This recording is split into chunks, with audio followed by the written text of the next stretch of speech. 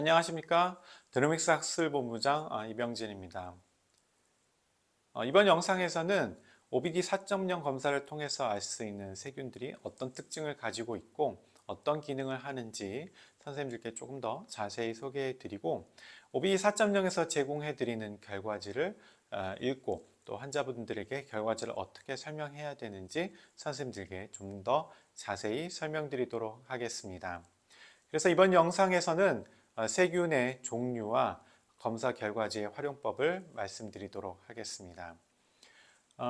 OBD 서비스를 지금까지 이용하셨던 선생님들은 아마 지금 OBD 서비스가 10가지 세균을 검사한다고 알고 계실 텐데요. 이번에 업그레이드 되는 4.0 서비스에서는 11종의 균을 검사를 하게 되겠습니다. 이 11종의 균은 이제 선생님들이 아마 보셨을 이 소크란스키의 세균 컴플렉스 분류에 따라서 치주 질환을 유발하는 세균들의 그룹과 또 그 치주 질환을 유발하지는 않지만 저희가 옐로우 컴플렉스에서 따로 치아 오식을 유발하는 세균들을 따로 모았습니다. 그리고 여기에 그 칸디다균까지 포함을 해서 좀 더 다양한 그 질환과 다양한 그 질병의 원인을 찾을 수 있게 세균 수를 좀 더 늘려서 검사를 진행하고 있습니다. 그럼 이 각각의 세균들이 구강 내에서 어떻게 역할을 하고 있고 무엇을 유발하는지 선생님들께 좀 더 자세히 소개해 드리도록 하겠습니다. 먼저 그 AA균부터 말씀드리자면 A 에키노마이세템 코민타스라고 표현되는 이 균은 치주 질환을 유발한다고 잘 알려져 있는데 레드 컴플렉스나 오렌지 컴플렉스에 포함되지는 않고 논문에 따라서는 퍼플 컴플렉스에 있기도 하고 또 컴플렉스가 지정이 되지 않기도 하지만 어쨌든 이 AA균은 급진성 치주염 등 파괴적인 치주염에서 결정적인 역할을 하는 것으로 알려져 있습니다. 그래서 강력한 독소를 생산하고 분비하기 때문에 치주 조직이 급격하게 파괴되고 치유가 방해된다고 알려져 있습니다. 그래서 이 AA균이 검출되느냐 아니냐에 따라서 파괴적인 치주염의 위험성을 평가할 수 있다는 특징이 있겠습니다. 이제 소개해드리는 3종의 그 레드 컴플렉스 세균 같은 경우에는 구강 내에서 치주 질환을 일으키는 주요 원인균으로 강력하게 작용하는 세균들이 되겠는데요. 그 대표적인 세균이 바로 이 P 징지발리스가 되겠습니다. P 징지발리스는 치주 질환에서 치주 조직을 굉장히 잘 파괴하는 역할을 가지고 있고 특히나 이 세균은 상피세포를 직접 파고 들어가는 능력이 있기 때문에 이 침투력이 좋아서 상피 하부에 있는 결합 조직이나 또 치조골까지 흡수하는 능력이 매우 강력하다고 알려져 있습니다. 또한 이 피징지발리스는 최근 들어서는 치매라든가 그 심혈관 질환 등 다른 전신 질환과의 관련성 때문에 굉장히 주목받고 있는 세균 중에 하나가 되겠죠. 레드 컴플렉스 세균 중에서 또 하나는 T 포사시아입니다. 이 세균 같은 경우에는 면역 반응을 유발해서 치주의 염증 반응을 촉발하는 능력이 탁월하다고 알려져 있고요. 그래서 치조골이나 치주 조직의 구조세포도 파괴하는 데 역할을 하고 있고 그래서 구취를 유발하는 데도 중요한 역할을 하고 있다고 알려져 있는 세균이 되겠습니다. 레드 컴플렉스 세균 중에서 T 덴티콜라도 저희가 검사를 하는데요. 이 T 덴티콜라는 상피세포 내로 침투하는 능력이 있을 뿐만 아니라 파골세포와 단백질 분해 효소를 자극시켜서 치주 조직이 빠르게 파괴되는 데 역할을 주고 있습니다. 뿐만 아니라 다른 세균들과 상호작용해서 다른 세균들, 특히 유해균들이 오래 생존할 수 있게 도움을 주기 때문에 이로 인해서 치주 조직이 잘 낫지 않게 만드는 역할을 하는 것으로 알려져 있습니다. 이제 소개해드리는 오렌지 컴플렉스의 세균들은 레드 컴플렉스의 세균들만큼 직접적으로 치주 조직을 파괴하는 능력이 강력하지는 않지만 어느 정도 치주염을 유발하는 그 원인도 가지고 있고 특히나 레드 컴플렉스를 도와서 빠르게 치주 질환이 진행하는 데도 역할을 하는 것으로 알려져 있습니다.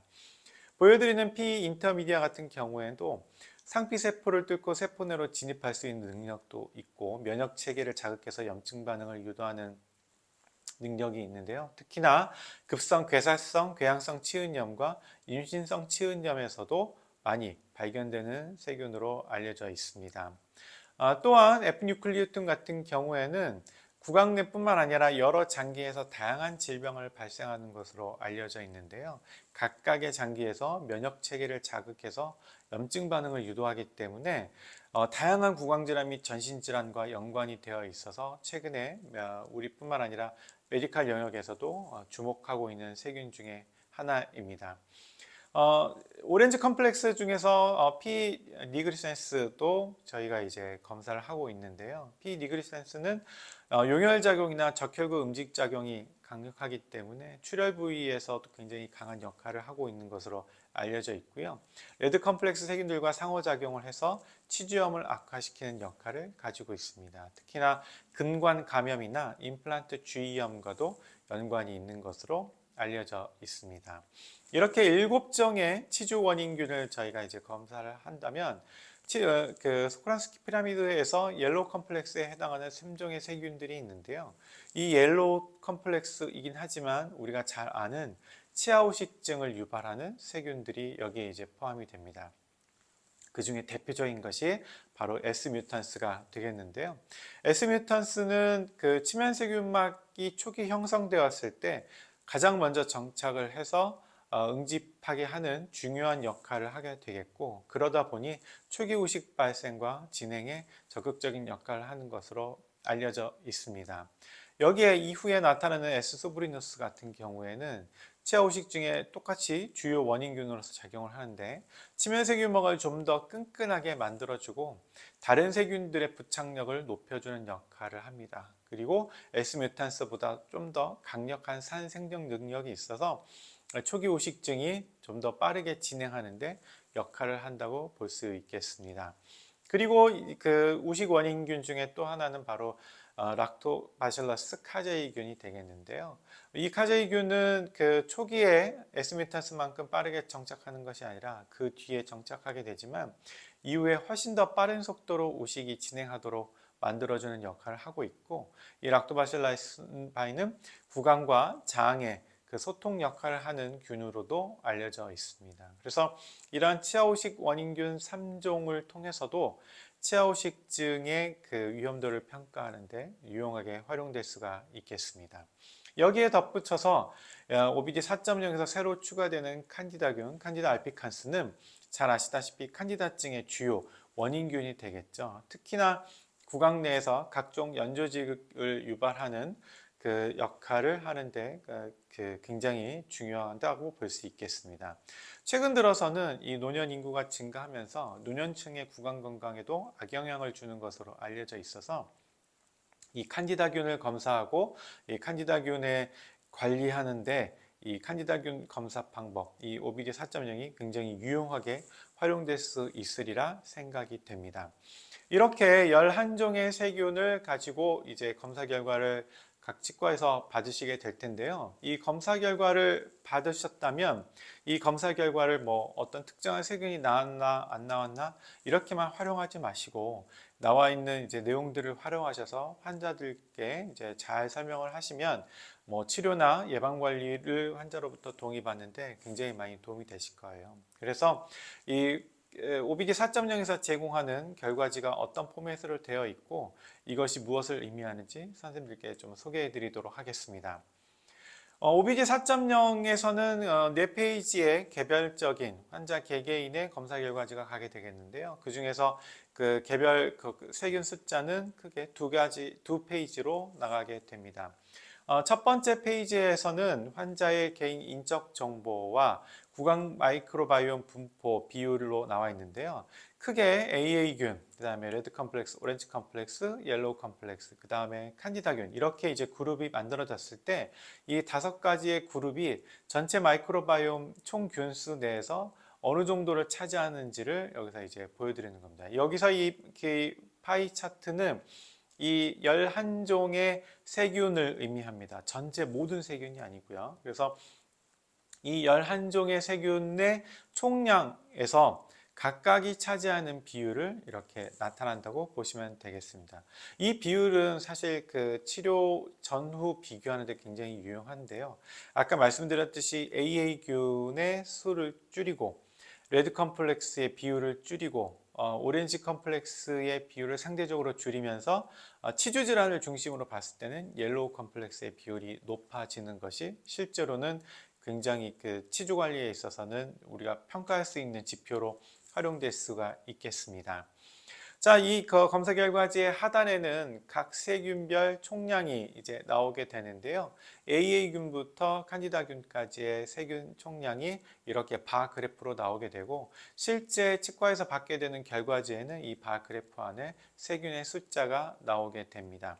그리고 이 세균의 숫자 밑에는 구강 마이크로바이옴의 총량이 나와 있죠. 그래서 타액 내에 들어있었던 이 검체 안에 들어있었던 전체 마이크로바이옴의 총량을 가지고 이 총량은 사실 유익균도 포함이 되어 있기 때문에 상대적으로 어떤 변화가 있는지 급격하게 있는지를 평가하는 데 유용하게 활용되실 수가 있겠습니다. 그런데 이 위쪽 그래프 각 세균별 검출량을 잘 보시면 빨간 선도 보이고 노란 선도 보일 겁니다. 이 빨간 선과 노란 선의 기준이 OBD 3.0하고는 살짝 달라졌는데요.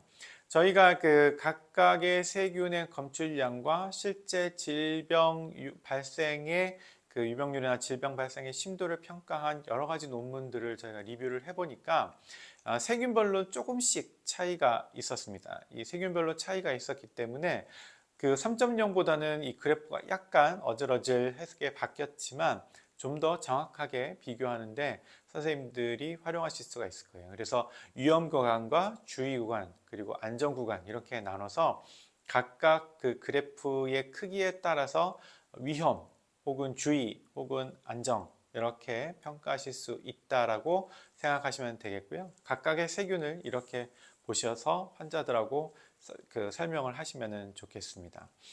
다음 페이지를 보시면 이 검사 결과 중에 구강 마이크로바이옴의 검사 결과 변화라고 되어 있습니다.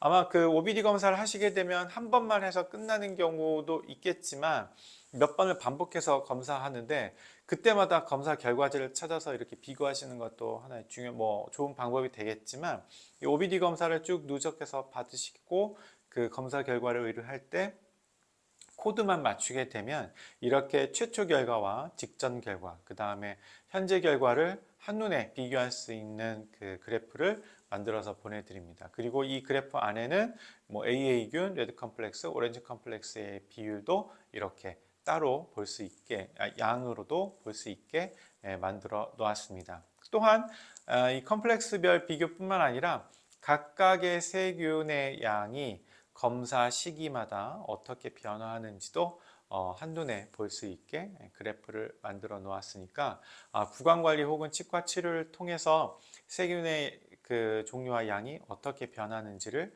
환자들하고 파악할 수가 있기 때문에 아마 환자들 상담하고 그러시는데 도움이 많이 되실 거예요.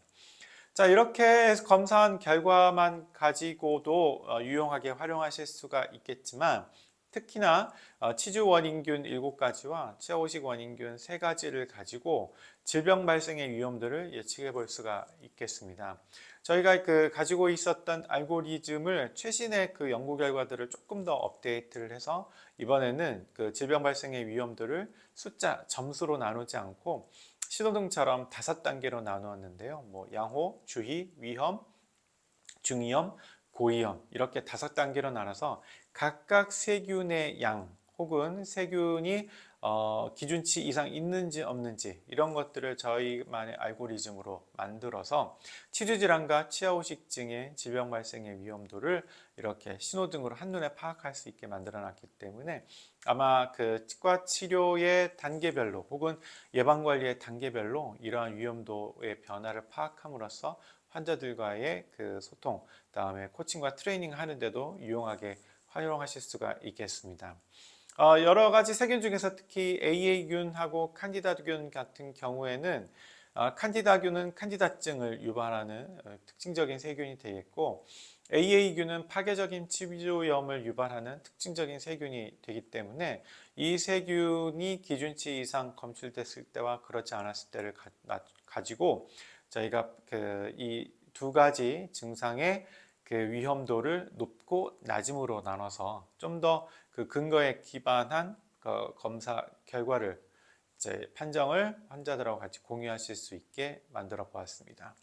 자, 이 내용들은 선생님들이 검사 결과지만 보고 하시는 게 아니고 실제로 이제 검사를 의뢰하시게 되면 환자마다 이 검사 결과를 읽고 또 검사 결과에 대한 솔루션이 포함된 브로셔도 같이 드리게 될 겁니다. 이 브로셔 안에는 훨씬 더 많은 정보들이 있거든요. 그리고 이 브로셔가 검사 결과지와 분리돼서 폴더로 같이 가게 됩니다. 그렇기 때문에 환자 입장에서는 치과에서 굉장히 그 성의 있게 만든 그 구강관리 자료 혹은 세균 검사의 결과 자료를 같이 활용하실 수 있게 될 거예요. 그래서 이 브로셔 안에 있는 내용들도 환자 교육에 유용하게 활용하실 수 있기 때문에 한번 선생님들께서 브로셔가 가게 되면 꼼꼼히 읽어보시고 환자들과 같이 공유하시면 도움이 될 것 같습니다. 자, 이렇게 검사 결과들을 읽고 또 확인하는 과정까지 선생님들께 소개를 해드렸는데요. 다음 영상에서는 실제로 이제 임상 단계에서 이 OBD 검사를 어떻게 활용하는지, 특히 제가 이제 그 임상에서 OBD 검사를 활용하는 방법, 팁들을 선생님들께 소개해 드리고자 합니다.